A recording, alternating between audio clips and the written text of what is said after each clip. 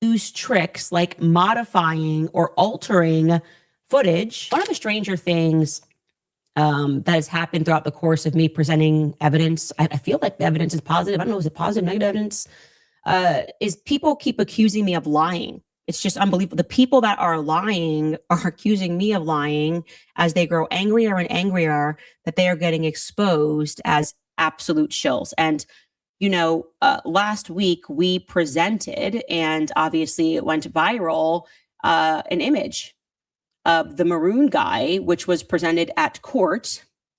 The influencers were shown this 4K clear footage, and they failed to mention what I would have mentioned if I saw it, which is that this guy looks to be wider, a lot wider than Tyler Robinson. I go online and I have that unhinged Canadian lawyer claiming that I used AI, claiming that I'm lying, that I'm essentially committing a type of fraud, right? To try to win what? All I want to win is finding out what actually happened on that day.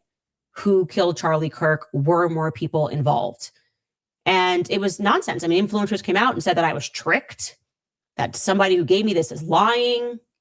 And obviously people looked at their eyes and they said, no, the cars are clearly completely squished in the footage that the court showed. It's very obvious that something happened here and it wasn't Candace. Candace looks like she corrected the measure. Oh, well, she used AI to do that. Well, that's not true. And I should, by the way, correct that I got an email informing me that the correct way to describe this, what was done to the footage, is not to say that it was compressed. You should say that the aspect ratio was decreased to make everything look squeezed. It's more technically correct to say the aspect ratio was decreased rather than saying compressed. Okay, we all know no one's ever accused me of being a tech genius, but the point is it was squished, okay?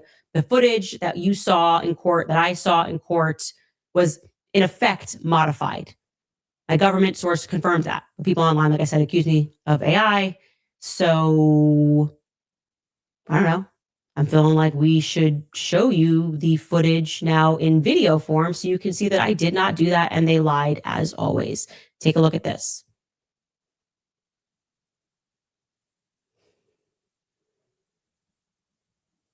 There you go.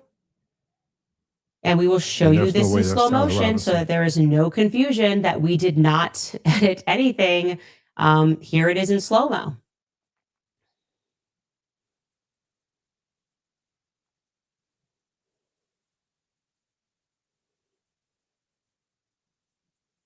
I run a podcast solo. No producer, no editor, no tech skills, just Riverside. I get high quality podcast recordings. Okay. I'm waiting for everybody now to move on to the next lie that you're going to tell. I can't even believe this. It's so crazy to me that they need this to be Tyler Robinson and they are not open to examining this case, which has so many flaws in it. And it really does seem like they're trying to just pin it on this guy. Now, there are a few things that I want to say because many people assumed, and even myself in some ways, even though I didn't express it, that the court was behind this, that the court somehow edited the footage. But actually, I received an email from someone who would know, clarifying that it is highly, highly, highly, highly, highly unlikely that it was the court that did this. They wrote, I am a blank that works in a federal court. Please do not mention my name or identity in any way. But I can tell you categorically that in every federal court that I have worked in, video and photo evidence is never altered in any way, as it would be considered prejudiced to present it to the jury if it has been modified in any way. I just wanted to let you know this. Best of luck with your continued investigation. So after receiving that, I went back through the preliminary hearing and was trying to establish this chain of custody and actually realized that we were informed of the chain of custody from Agent David Hull, the lead investigator on the case, who did not receive the SD cards. He told us that on that very first day on September 10th, Sergeant Mark Bricker of the SBI was put in charge of gathering all of the surveillance on campus at UVU. And when he later on addressed, right before they presented the 20-minute sizzle reel, which has the adjusted aspect ratio. He testified that it was the Utah County's attorney's office that created it. So when we saw that 20 minutes, that was put together by the Utah County's attorney's office. Take a listen to him saying that. And I asked you this question yesterday, but did you prepare that video compilation? I did not. Okay, do you know who did? The Utah County Attorney's Office.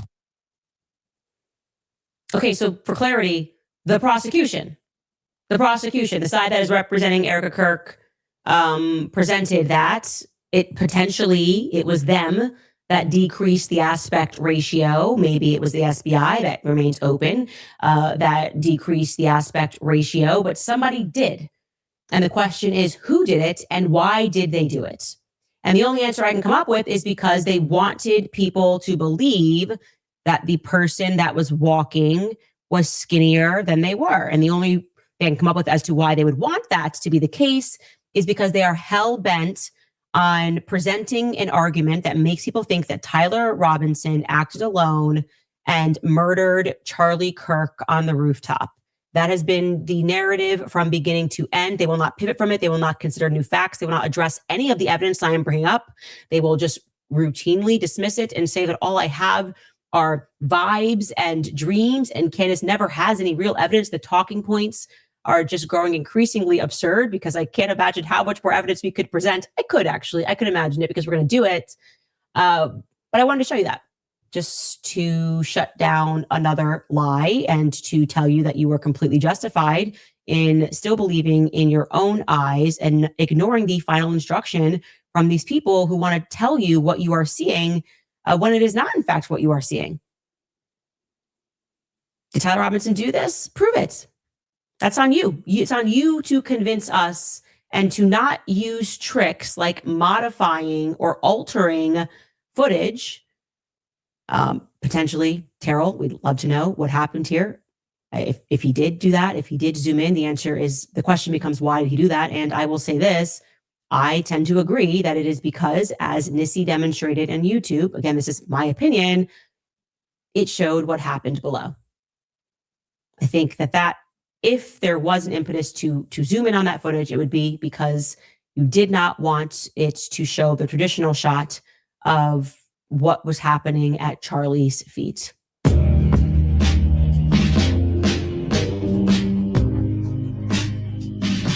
Yeah, this was an interesting clip from Candace. And again, it really shows how desperate